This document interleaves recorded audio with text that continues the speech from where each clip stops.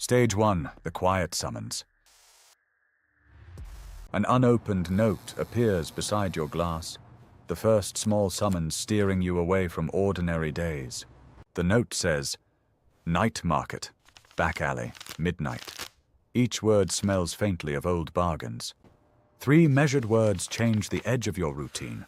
A threshold has been named. The alley waits empty, a stage set for an exchange that demands no witnesses. You speak the phrase. His single nod folds you into a ledger that measures favors in ink and silence. Your name sits on a page in faint red, a preemptive mark that turns possibility into obligation. A key and an envelope. Tiny, cold things that feel heavier than they look.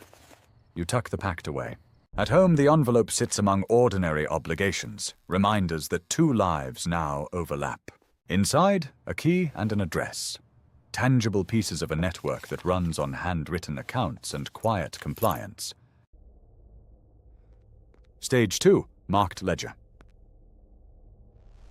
The ledger now records your first favor, a small line that binds you deeper into the system's accountings. A date, a place, a vague description.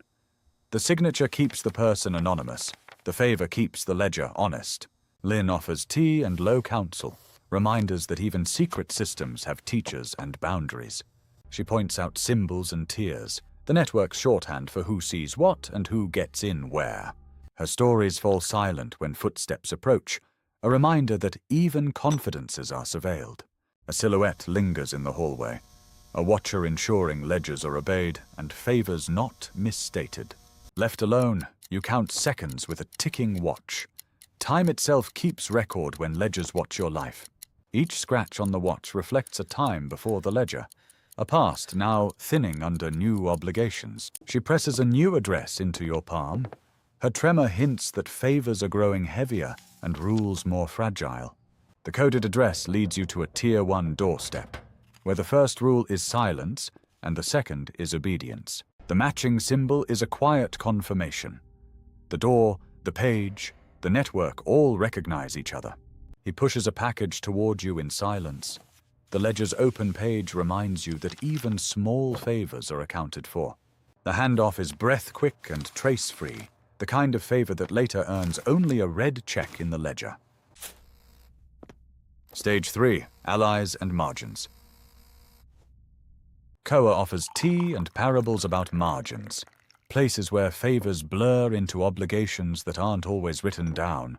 A brass token grants you access to rumor channels, currency in a network that trades information for allegiance. A copper key and a whispered code for Tier 2 entry, but his averted eyes betray favors kept off the page. He tells you the key opens a door 3 blocks away, and warns that the wrong password will draw unwanted attention. The engraving ties your access to months of entries, a small seal that keeps the ledger's order intact. A nod confirms you. In this network, a small gesture is an entire conversation. The ledger in that room lists favors in many colors, a visual map of how entangled you are becoming. Lines in multiple inks chart a slow accretion of obligations, a ledger that remembers you better than you remember yourself. He shows you a green entry meant as a probe, a quiet test to see whether you'll reveal what you're told to hide. Alone with the page, your hand trembles. In a ledger-built world, even a small shake is evidence. A drop of sweat smears the word loyalty, a blemish that could be read as weakness by those who watch the books. Lynn presses a rumor network token into your hand and warns. Margins are tightening.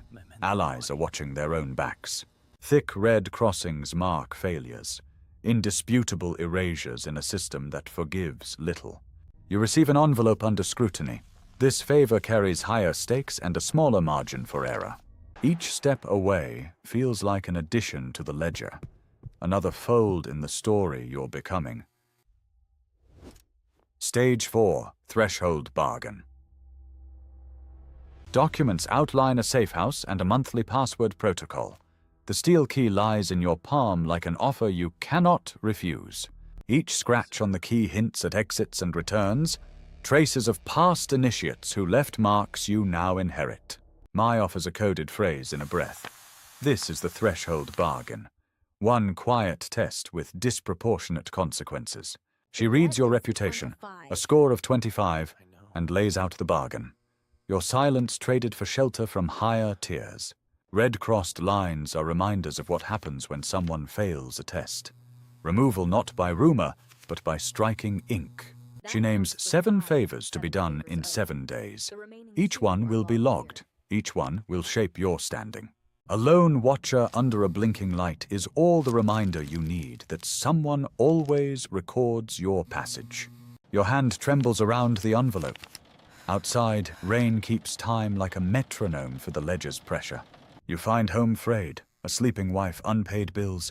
The ledger's obligations creep into rooms that used to be private. Lynn gives you a 3rd-tier password on a scrap of paper, a small key to deeper doors, and a warning that eyes track your moves. In the warm candlelight, an elder slides a wooden box to you, a symbol of deeper passage and the quiet responsibilities that come with it. Stage 5, Seat and Echo. She names a seat for you at the table, an offer of belonging that also reshapes what you'll be allowed to see. The chair and blank ledger page wait. One stroke of a pen will bind you into the network's ledgered rhythm. The metal token in your palm is a small, cold truth, a physical seal of the role you're about to accept. A burner-phone's welcome message arrives like an echo, an invitation, and a ledger entry wrapped in one terse line. Your reflection in the wet pavement is ambiguous.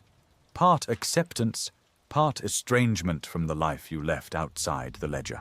You place the token beside the ledger.